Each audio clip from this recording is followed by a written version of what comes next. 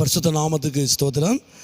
இன்றைய தினத்துக்கான தேவனுடைய வார்த்தையானது நீதிமொழிகள் 29ஆம் அதிகாரத்திலே 25வது வசனத்தை நாம் வாசிக்கும் பொழுது, அந்த மத்திய பகுதியிலே கர்த்தரை நம்புகிறவனோ உயர்ந்த அடைக்கலத்திலே வைக்கப்படுவான் என்று சொல்லி வேதத்தில் வாசிக்கிறோம்.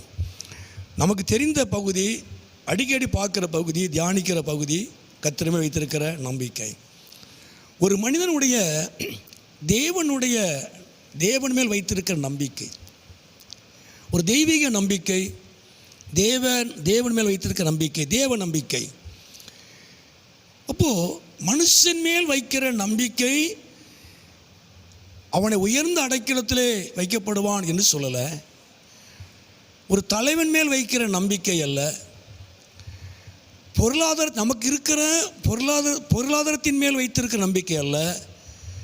நம்ம அதிகமாக சம்பளம் வாங்கலாம், லட்சக்கணக்கில் சம்பளம் வாங்கலாம், நம்முடைய குடும்பம் பெரிய குடும்பமாக இருக்கலாம், நம்ம பிள்ளைகள் நல்லா செழிப்பாக இருக்கலாம்.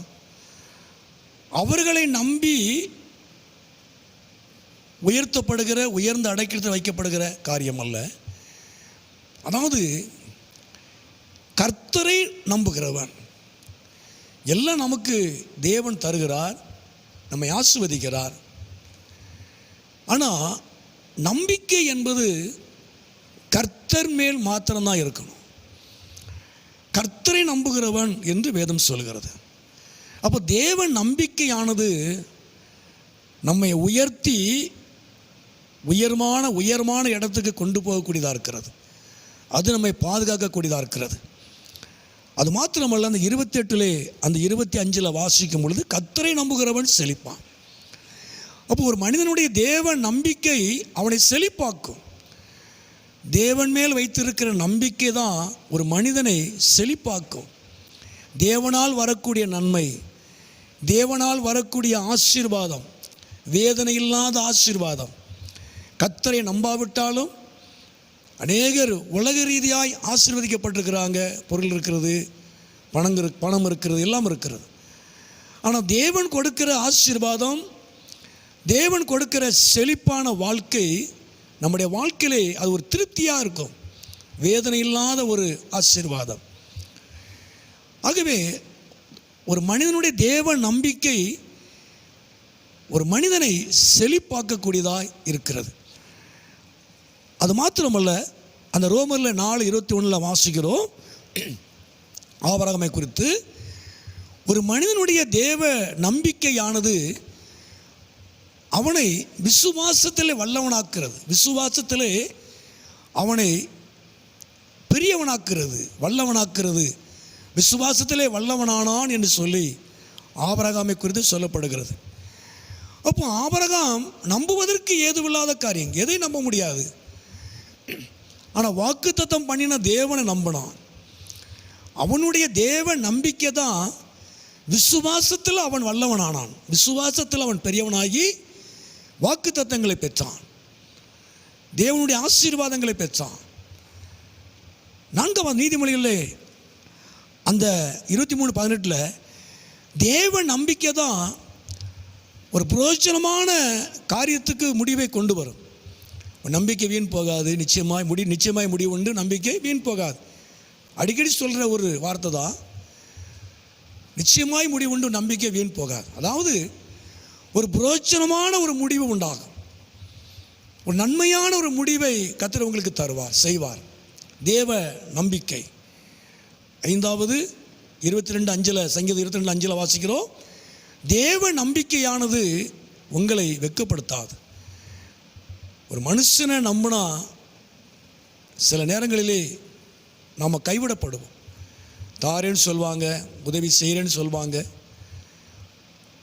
ஒன்று அவங்க தரமாட்டாங்க, இல்லைன்னா தர முடியாத சூழ்நிலை உருவாகும். ஆனால் தேவ நம்பிக்கை ஒரு மனிதனை வெட்கப்படுத்தாது. மனுஷ நம்பிக்கை வெட்கப்படுத்தும், ஆனால் தேவ நம்பிக்கை ஒரு மனிதனை வெட்கப்படுத்தாது. நாம் தேவனை நம்பும் பொழுது நம்ம உயர்த்தப்படுகிறோம். தேவனை நம்பும் பொழுது நம்முடைய வாழ்க்கையில் செழிப்பு உண்டாகிறது. தேவனை நம்பும் பொழுது விசுவாசத்திலே பெரியவனாக்கப்படுகிறோம், வாக்குத்தத்தங்களை பெற்றுக்கொள்கிறோம். தேவனை நம்பும் பொழுது பிரோஜனமான நன்மையான ஒரு முடிவை கர்த்தர் நமக்கு தருவார். தேவ நம்பிக்கையானது உங்களை வெட்கப்படுத்தாது. உண்மையாகவே நாட்களில் வேதத்தில் வாசிக்கிறோம் 118 8 9 மனுஷனை நம்புவதை பார்க்கிலும், தொடர்ந்து கீழே வாசிக்கிறோம், பிரபுக்களை நம்புவதை பார்க்கிலும் கர்த்தர் மேல் பற்றுதலாக இருப்பதே நலம், நல்லது. ராஜாவாக இருந்தாலும் சரி, பிரபு ராஜாவாக இருந்தாலும் சரி, எவ்வளோ பெரிய மனிதனாக இருந்தாலும் சரி, அவர்களை நம்புவது வீண் என்று சொல்லப்படுகிறது. கர்த்தர் மேல் பற்றுதலாக இருப்பது நல்லது, நலம். அப்போ கர்த்தரை நம்புவதனால தேவ நம்பிக்கை உங்கள் வாழ்க்கையினுடைய தரத்தை, உங்கள் வாழ்க்கையை, உங்கள் குடும்பத்தை உயர்த்தும், செழிப்பாக்கும், விசுவாசத்திலே உங்களை பெரியவனாக்கும்.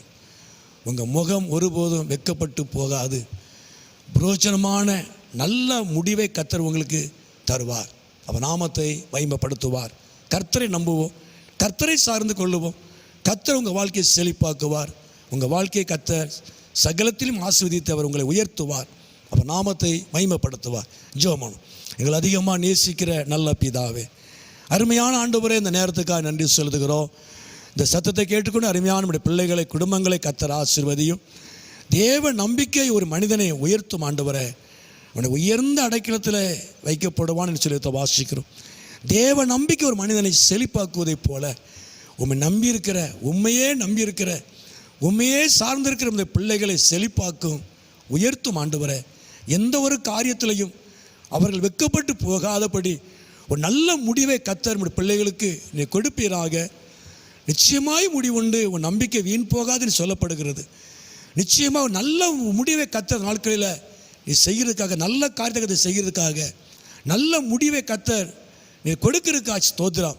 மகிமைப்படும், ஆசீர்வதியும். இயேசுவின் நாமத்தை ஜெபிக்கிறோம் நல்ல பிதாவே. ஆமேன், ஆமேன்.